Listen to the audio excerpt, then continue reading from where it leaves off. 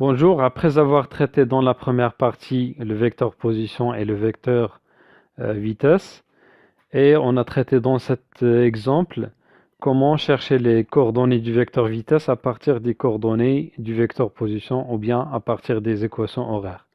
Et on a même calculé la norme de vitesse à t égale à 0.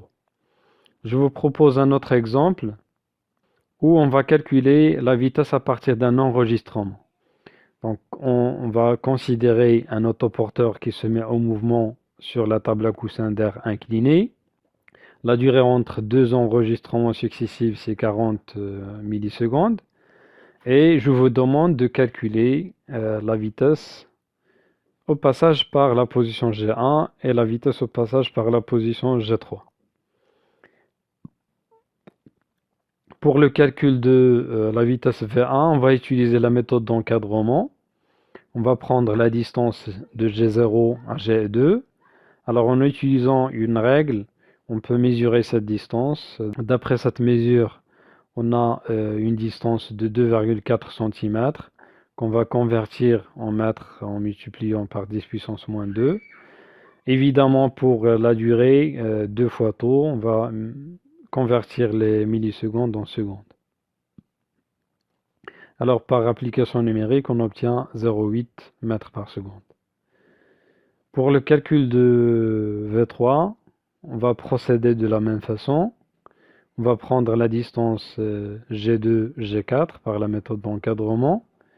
Alors la mesure de cette distance donne la même longueur, la même distance, 2,4 cm. On va obtenir bien sûr la même valeur de vitesse, 0,8 mètres par seconde. Alors après avoir calculé ces deux valeurs des vitesses, on va représenter ces vecteurs vitesse en choisissant bien sûr une échelle adéquate. J'ai choisi de représenter 0,1 mètre par seconde par 1 cm. Alors 0,8 mètres par seconde serait représenté par 8 cm. Le vecteur vitesse est toujours tangent à la trajectoire. Alors en se basant sur cette tangente tracée au point G1, on va représenter sur cette tangente le vecteur vitesse V1. De la même façon, avec une tangente passant par G3, on va représenter le vecteur vitesse V3. Voilà comment calculer la norme de vitesse et de représenter le vecteur vitesse sur un enregistrement. Alors il est intéressant de savoir comment tracer ces deux vecteurs vitesse parce qu'on va exploiter ces deux représentations par la suite.